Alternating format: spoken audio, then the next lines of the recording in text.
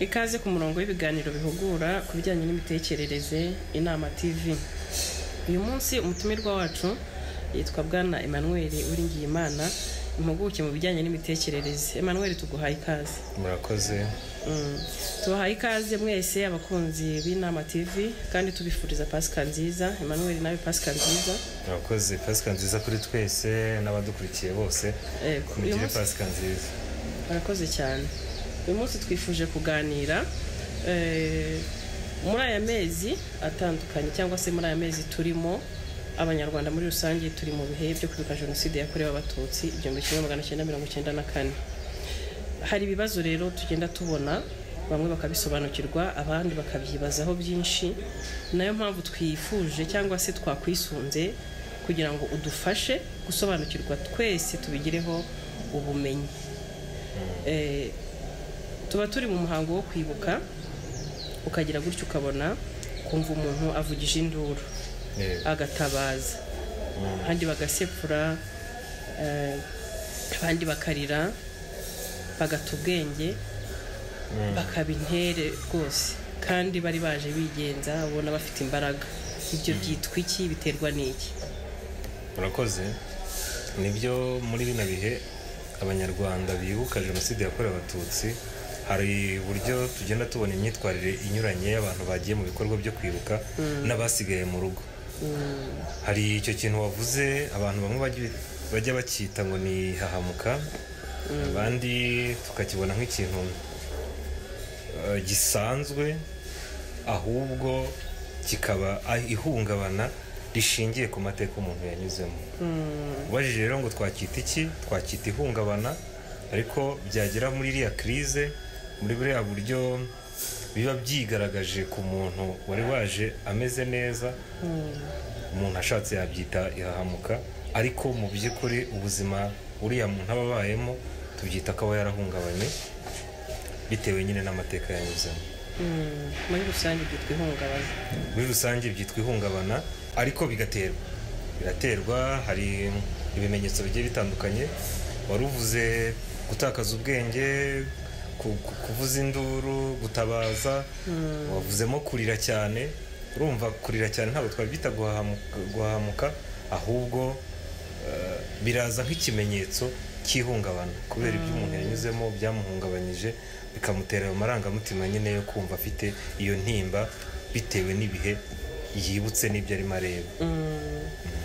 Ihungabana ni ibyiyumviro by'ubwoba bwinshi butuma umutima utera ugatera insigane, ukaba udatekanye, udatuje, umubiri wawe ukazamo urunyurane rwo kumva utabasha kuwuyobora, ku buryo rimwe na rimwe umubiri uratitira,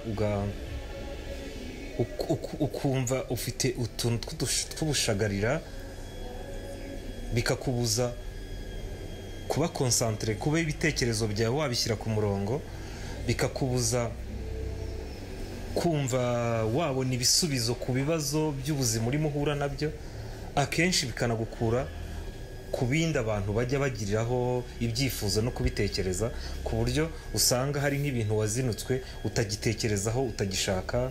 Twavuga nko ku bigendanye n'ibiribwa, ugasanga ntukigira apeti, ugacika kugira gusinzira neza, ugacika mu kubigendanye no kugira ubushake bw'imibonano mpuzabitsina.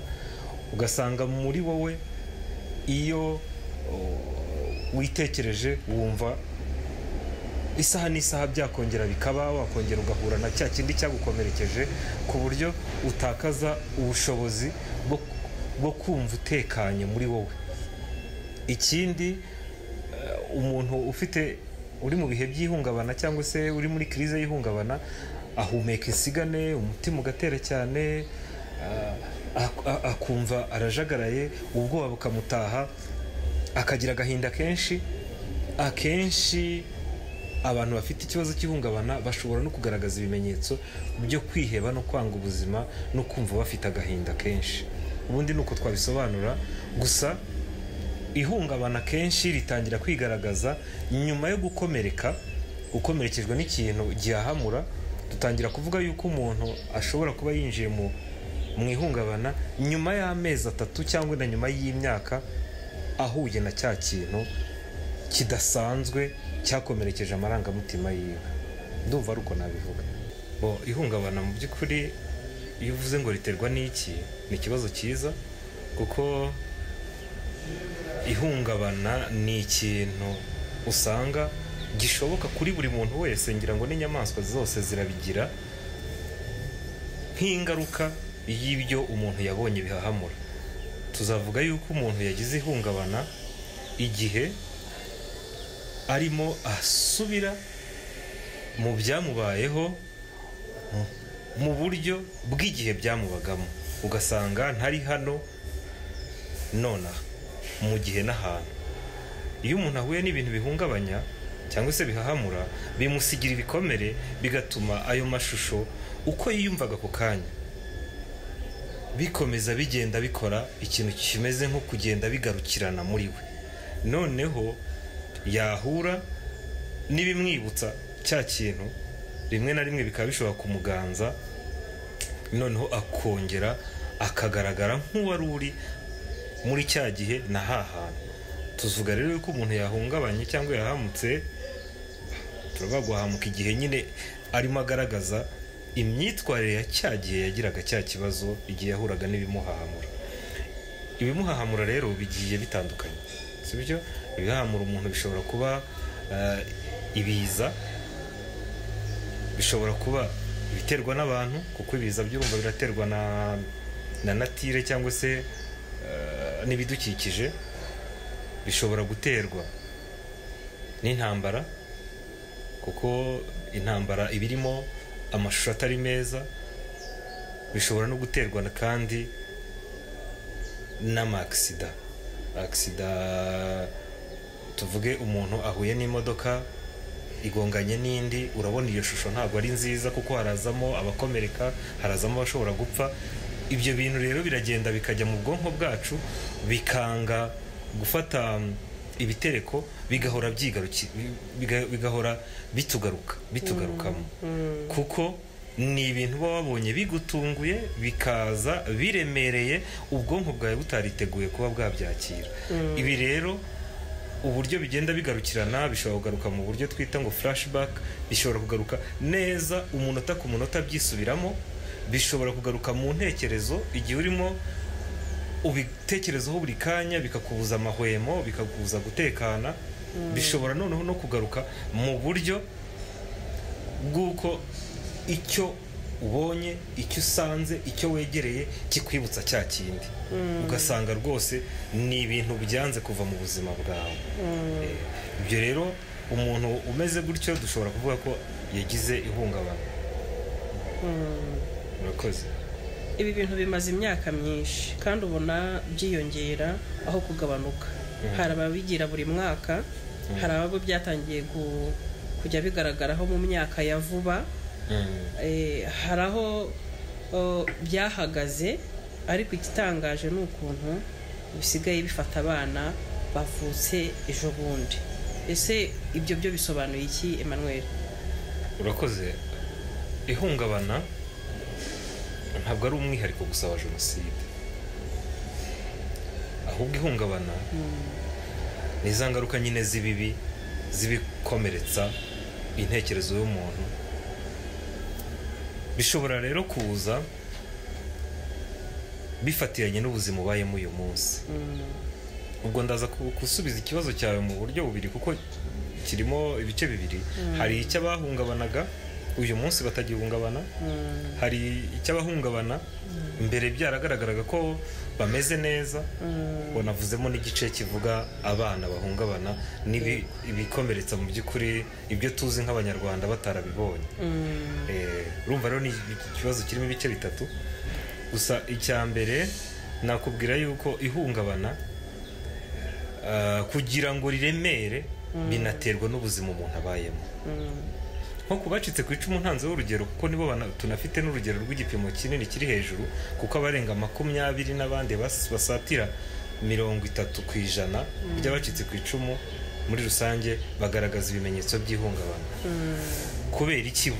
Ni ukuvuga ngo ingaruka za jenoside ziraza zigakubita mu nkingi zose z'ubuzima, ugasanga ntafite umuryango, ugasanga mu bigendanye n'ubukungu arasigara inyuma, kuko urumva hari igihe byose byari byamushizeho, bikaza no gukora no kuri bya bindi bikunezeza amarangamutima, ku buryo ushobora kuvuga ngo wacitse ku icumu. Ese arabona bya bintu by'iminsi mikuru biba mu banyarwanda cyangwa se biba mu bantu bishobora kumuzamurira umunezero? Urumva iyo umuntu yabyaye bakamuhemba, abantu bakamwereka ko bakiriye iyo ntambwe yateye, biramususurutsa. Iyo umuntu yashyingije, iyo umuntu yagize ibyago abantu bakamutabara, ibi byose ku bacitse ku icumu nk'abantu babuze umuryango, usanga biza mu buzima bwabo gake gashoboka. Biraza gutuma rero amarangamutima yabo adahora ari azamuka mu gipimo cyiza, kuko urumva umubano we n'abandi urazamo nyine bya bikomere biruta ibya bagenzi be. Ikindi ni ku bigendanye n'ubukungu. Umuntu wahuye n'ibikomere mu buzima, iyo abayeho mu buryo bwo kutihaza, agahorana ibibazo bigendanye n'ubukungu, bimwibutsa ibyo yabuze, bigatuma bimugarura nanone muri bwa buzima yaciyemo. Bamusenyeye inzu, bamutemeye urutoki, bamusahuriye imyaka. Ibi biraza gutuma najya kuburara yibuka ibyo yari yakoze byashoboraga kuzamufasha mu buzima bwe. N'abaraye hanze, turabizi ko uyu munsi dufite abacitse ku icumu batarabona amacumbi nyuma y'iyi myaka yose. Hari n'abayafite ariko ukabona ni amacumbi atari meza. Urumva ibyo bihita bimwibutsa ubuzima yigeze kuba yari arimo, cyangwa se ubwo yari yateganyije, cyangwa n'ubwo yashoboraga kubamo bitewe n'abo yari afite bashobora kubumufashamo. Urumva rero kuba mu buzima bw'ubukungu bujegajega biramugarura muri za ntekerezo zitekereza ku byo yatakaje. Ikindi gice ni ikigendanye n'imibanire. Igice kigendanye n'imibanire, umuntu wabuze abe akabura batarwaye, biraza kumugiraho ingaruka, kuko kwa kundi abantu basusurutsanya bakemuriranira ibibazo, we ntabwo aza kuba ari mu bantu babona ibisubizo ku buryo bubangutse. Urabona mu Kinyarwanda bavuga ngo utagira nyirasenge arisenga. Ntawisenga bishaka, ntawisenga bihisemo, ngo imfubyi yumvira mu rusaku. Nuko bazi yuko ya mfubyi ibayeho mu buzima butaza kumera nk'ubw'abandi.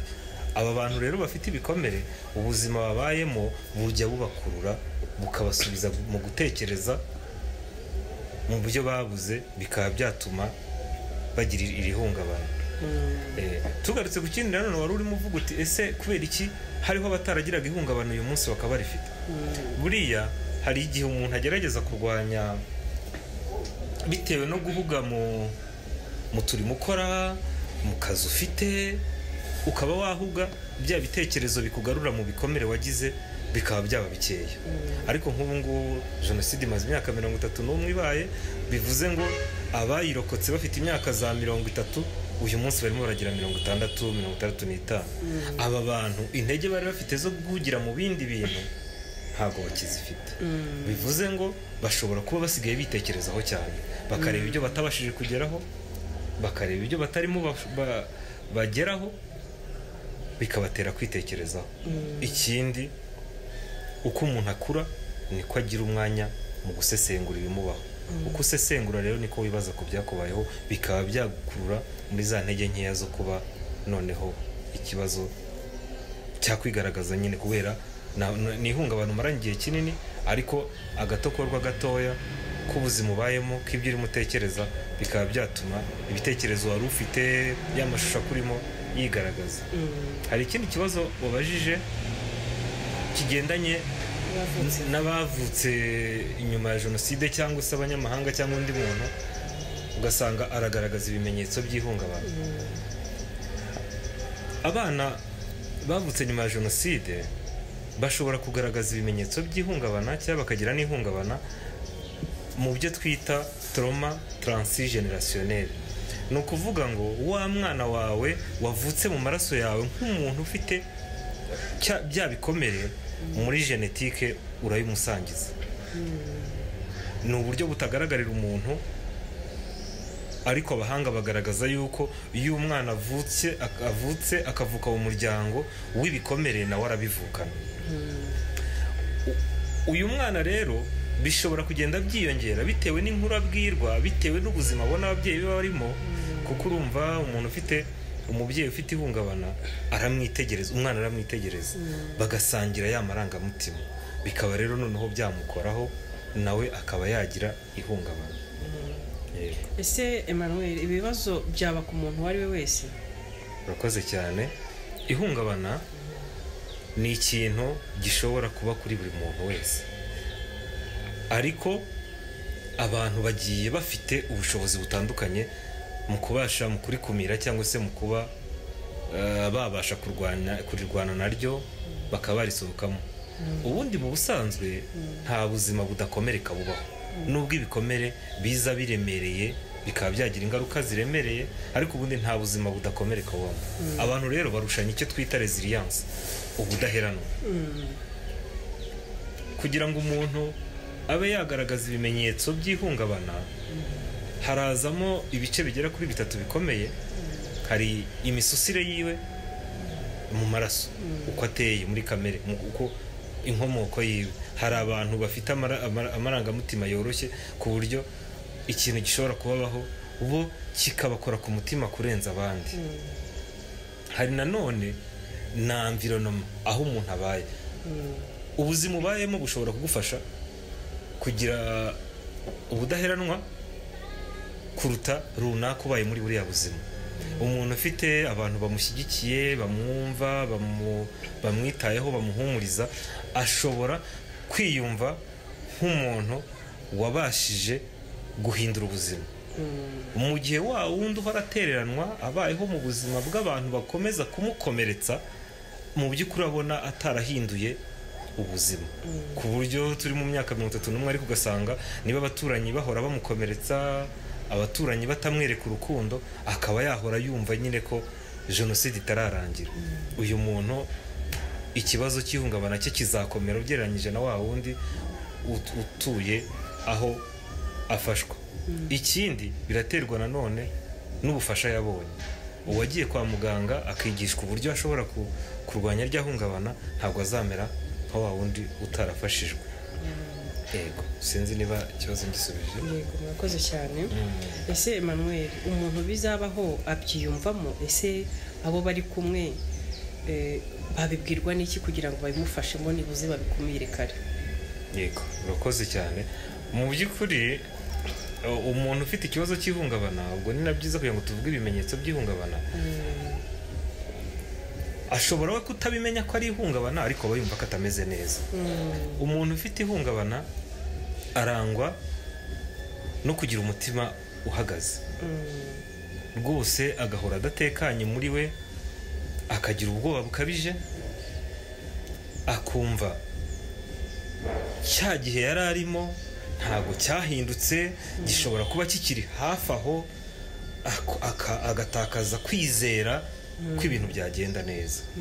Tukaba turi nk'ubu ngubu turi mu myaka 31 jenoside irangiye, ariko ukabumva umuntu aracyavuga ngo ye ntawamenya, wabona ejo bari butwice. Donc uyu muntu agahora nta mahoro afite. Ikindi kimenyetso cyerekana cyane bikubwira ko nawe ushobora kuba ufite ihungabana, nuko usanga muri wowe hari ikintu cyo kuzinukwa no guhunga ku buryo buguhangayikisha, ukumva ntabwo ikintu cyose kigukururira mu kuba wakwibuka ibyakubayeho ukagitinya ukakizinukwa. Ni ikimenyetso cy'uko muri wowe ha hantu hakwibutsa ibikomere bikagaruka bikiri bibisi, bikongera bikamera kwa kundi. Uyu muntu ushobora gusanga muri no myaka yose ishize nta ntege ashobora kugira zo gusubiraho yari yihishe, zo gusubiraho yarokokeye, zo gusubiraho yahuriye n'ibitero. Izo ntege rwose ugasanga afite izindi, ariko izo ngizo ntibishoboka. Ikindi kimenyetso ni ikimenyetso kiganisha mu buryo bw'imitekerereze no mu buryo abayeho. Ugasanga umuntu ntajya agoheka, uko agerageje gusinzira aragira inzozi mbi kandi ziganisha kuri bya bindi yaciyemo, akarota bamwirukankana, akarota bashaka kumwica, akarota agirirwa nabi, buri gihe agahora ashidukira hejuru afite inzozi mbi. Ikindi kimenyetso ni igihe noneho byagiye biremera kugeza ku rwego rw'uko ya filime y'ukuntu byagenze, ibyo yabonye bigaruka neza nk'ibyisubiramo nk'uwo yaba agiri mu cyagihe. Ikindi ni ibimenyetso by'umutima, by'umubiri. Umuntu ufite ikibazo cy'ihungabana usanga akenshi ahorana icyoba gishobora no kumutera kumva ahorana igitima gisimbagurika. Ibindi ashobora no kuba uko umutima usimbagurika, ashobora no gukeka ko afite ikibazo cy'umuvuduko, bashobora no kukimusangamo, kuko uko ihungabana ritinda rinatera uburwayi bw'umubiri burimo cyane cyane umutima. Urumva rero muri makeya navuga kuzinuka ahantu yari ari, kuzinuka ibintu byose bimuganisha ku kwibuka ibyamubayeho, kugira impungenge no guhora afite ubwoba butuma ahorana ikintu cyo kutizera. Ukabona nk'umuntu niba aryamye yasize afunze, ariko akabyuka nka gatatu yongera kujya gukora ku rugingo yumve yuko yarufunze neza. Ihungabana rero akenshi rituma no kubana n'abandi bizamo ibibazo. Ndumva ari ibyo bigera nko kuri 4 navuga. Nari nababaje ku bijyanye niba abo bari kumwe babimenya kugira ngo bamufashe kubyirinda. Urakoze cyane. Iyo umuntu afite ikibazo cy'ihungabana murabibona kuko mubona icyizere cyo guharanira gutera imbere ari gikeya muri we yifiteho. Ugasanga ubwo abandi bajya muri shuguri zo gushaka gutera imbere, we ni wa wundi ukibatwa n'amateka ye. Ugasanga ntafite intege zo gutekereza hazaza kuko ahandi haramuzitira. Ariko noneho iyo agiye kugira crise nyirizina, urabibona, ashobora kugaragaza amarira, ashobora kugaragara muri we mu maso, ubona ko yagiye mutakiri kumwe. Ushobora kubyumvira mu byo arimo avuga, kuko we ntago abimenya ko arimo avuga ibigendanye n'amateka ye. Ikindi, umuntu uri kumwe n'ufite ikibazo cy'ihungabana ushobora kubibona mu buryo bwo kwitaho, kubera ko ahora muri bya bihe yakomerekeyemo, uburyohe bw'ubuzima buba ari bukeya. Ubwo abandi bitaho kugira ngo bagaragare neza, basusuruke, usanga buri gihe yiheza mu bandi, ugasanga ntafite ukurikije amateka yagira ngo asusurukane n'abandi mu minsi mikuru, mu bikorwa. Umuntu wagize ibyo bibazo se aba ashobora gukira agasubira mu buzima busanzwe cyane? Ubundi umuntu wagize ihungabana cyangwa ufite ihungabana, abantu babashije kumufasha mu guhuza igihe n'ahantu, akamenya yuko tutari muri 94, akamenya ko igihe cyahise, uyu munsi twahinduye ubuzima, byashoboka ko yabaho kandi agakira akamera neza. Gusa birasaba nyine ko haboneka uburyo nakwita mu byiciro 4. Abantu bagomba kumufasha mu buryo bwo kwivuza. Agomba kujya kwa muganga agahura n'inzobere zikamufasha gutandukanya ibihe byashize n'uyu munsi, bo bafitiye amatekinike bakoresha. Ikindi ni uruhare rw'abo babana mu kumwitaho, mu kumwereka yuko ubugome yagiriwe, ibibi yahuye nabyo bitazahoraho kandi abantu biteguye kumuba hafi. Ikindi ni ukumuhindurira ubuzima mu buryo buri sociale economique, mu buryo bw'imibereho, mukamufasha nyine kubera ibyo yatakaje, mukagira uburyo mwamwunganira. Niba afite umuntu udafite icumbi kandi yararyigeze, urumva ko akeneye icumbi kugira ngo adahora atekereza ko koko isi yamusize cyangwa isi yamwanze. Niba adafite urubyaro, akaba adafite umuryango, abantu byibuze bakamwegera, bakamutaramira, akamenya yuko nubwo yabuze bariya ariko hari abandi bamuzirikana bakamususurutsa. Ikindi ni ukumufasha ubwiwe kwizamuramo ubushobozi bwo kugira ibyo akora bikamuha umunezero. yabona akazi, akabona ikintu akora gituma anezezwa n'umusaruro we ubwo iyo wavuye mu byo yashyizemo amaboko ye n'imbaraga ze. Yego, ibyo bishobora kumufasha mu kongera kugendana n'abandi, ariko by'ikizwi ni uko ihungabana rirakira umuntu akamera neza ahubwo agafasha n'abandi. Urakoze cyane Emmanuel. Ese ko byigaragaza ku bafite amateka kuri jenoside, ni umwihariko wa jenoside gusa? Oya, ntabwo ari jenoside yonyine ishobora gutera ikibazo cy'ihungabana. Ibintu byose bikomeretsa amarangamutima y'umuntu bishobora kumutera ihungabana. Ni ukuvuga ikintu cyagutera ubwoba cyane, ikintu cyagukomeretsa mu buryo bw'umutima. Hari, dufate nk'urugero, gufatwa ku ngufu ku bantu b'igitsina gore, gukorerwa iyicarubozo ku bantu b'igitsina gabo, ibi bita torture mu gifaransa, guhura nanone n'ibiza bikagukuraho icyizere cyo kubaho. Niba wari ufite inzu, imvura ikaza ikayitwara, cyangwa se ibi biza bigatwara mu by'ukuri ibyatumaga umuntu yiyumvamo ko abayeho kandi ashobora no kuzabaho. Iyo rero bigeze ku rwego rw'uko ushobora kugira ubwoba bw'uko ejo uzabaho, bishobora gutera ihungabana. Hari n'izindi ndwara nazo zishobora gutera ihungabana. Ushobora kubona umuntu urembye cyane bitewe n'uburwayi afite butazakira, bukaba nawe ubwawe bwaguhungabanya, cyangwa se ubwawe nawe waba urwaye. Tuvuge hari ibisubizo umuntu abwirwa bikaba byamutera ikibazo. Bakubwiye ko urwaye kanseri, ushobora guhungabana. Bakubwiye yuko uwawe apfuye kandi apfuye mu buryo budasanzwe, bishobora kugutera ihungabana. Ibintu byose bikomeretsa amarangamutima ku buryo buzamo ubwoba bwinshi bukabije, bishobora kuba byatera ihungabana. Emmanuel, urakoze. Ubundi se kuki hari usanga yarabonye ibikomeye ariko ukabona abasha kwihangana, nyamara umwe mu babibwiwe cyangwa se wabireberaga kure ugasanga niwe uhora urembye? Ibyo biterwa n'iki? Murakoze. Nubwo nari nabikomojeho kare, buriya imiterere yacu mu buryo bw'ubuzima bwo mu mutwe ntabwo igira inkingi zimeze kimwe ku bantu bose. Hari abantu muri bo, muri kamere yabo, baba bafite imbaraga nkeya bitewe n'amateka bagize, ku buryo ikije gikomeretsa gishobora kubakubita hasi kuko batari basanga izo mbaraga. Hakabaho n'abandi mu bihe bitandukanye banyuzemo usanga barubatse ubudaheranwa buri ku kigero cyo hejuru, ku buryo icyo bahuye nacyo kirabakomeretsa, yego, ariko ugasanga barabyuka bakongera bagakomeza urugendo.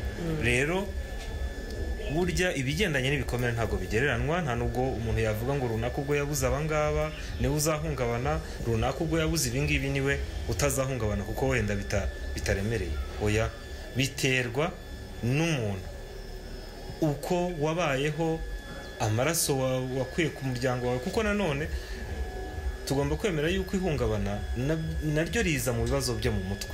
Mu bibazo byo mu mutwe rero hari abantu ushobora gusanga mu muryango wabo bifitiye umutima woroshye, ugasanga iki gikomere kiraza kikamukubita hasi. Hakabaho n'abandi rero bitewe n'inzira banyuzemo bashobora kubirenga, bashobora kubana nabyo. Urakoze cyane Emmanuel. Ese iki kibazo uretse mu Rwanda no ku isi hose kibayo? Ese mu Rwanda kiri ahantu hose ho? Urakoze cyane. Ihungabana ni uburwayi bwagaragaye nyuma y'intambara ya kabiri y'isi, mu gihe cy'intambara ya gatatu yibise ngo ni intambara y'ubutita. Intambara yabaye mu bihugu byo muri za Vietnam no muri za Korea, ubwo abanyamerika n'abarusiya bari bahanganiye ku kintu kigendanye n'intekerezo z'imiyoborere, imyumvire, umurongo w'imiyoborere. Bamwe bavuga bati kapitalisme niyo yafasha igihugu gutera imbere, abandi bati gushyira ibintu hamwe, socialisme, nibyo byafasha abantu gutera imbere. Noneho sugiye kuvuga mu mateka menshi, ariko intambara yabaye muri Vietnam ihuza abanyamerika nabo muri Vietnam, abasirikare b'abanyamerika bayirwanye mu gusubira iwabo, bagiye bagaragaza ibimenyetso byagiye bitera abaganga kwibazaho byinshi. Ugasanga umusirikare uvuye ku rugamba araje bakabona yarahindutse, ntakiryoherwa n'ubuzima, rimwe na rimwe agasakuza asubiramo ibyo yabonye, ubundi ugasanga bafite umwaga ku buryo budasanzwe. Noneho abaganga rero b'indwara zo mu mutwe muri icyo gihe muri za 60, imyaka za 60 nibwo batangiye kwibaza bati ni iki gituma umuntu uvuye ku rugamba aza akagaragaza ino myitwarire. Ntabwo rero ari umwihariko wo mu Rwanda gusa, ahubwo byaje kugaragara ko umuntu, inyoko muntu ndetse n'inyamaswa muri ino minsi byagaragaye ko nazo zishobora kurwara ihungabana. Ikiremwa kinyabuzima cyahuye n'ikintu kigihahamura gishobora kuzagaragaza imyitwarire y'ihungabana bitarindiriye kuba ari jenoside. Bityo rero ihungabana riri ku isi yose bitewe n'amateka y'icyo kiremwa nyine cyabinyuzemo. Uravuze uti mu Rwanda bihagaze gute? Byaba biri ahantu hose? Ntabwo nakubwira ngo biri ahantu hose mu kigero kingana, kuko bigaragara ko mu bushakashatsi bwakozwe na RBC mu myaka ishize 2018 bigaragaza yuko uturere tugiye turushanwa ihungabana nubwo kitari ku kigero kimwe. Emmanuel, turagushimiye, nakoze cyane. Naho ubutaha muzatubwira twongere tuganire ku bigendanye n'ubuzima bwo mu mutwe. Yego, murakoze cyane ku nama muha abanyarwanda, by'umwihariko abakunzi b'Inama TV. Ubwo n'ubutaha tuzongera tubatumire kandi twizeye ko muzaza. Murakoze cyane.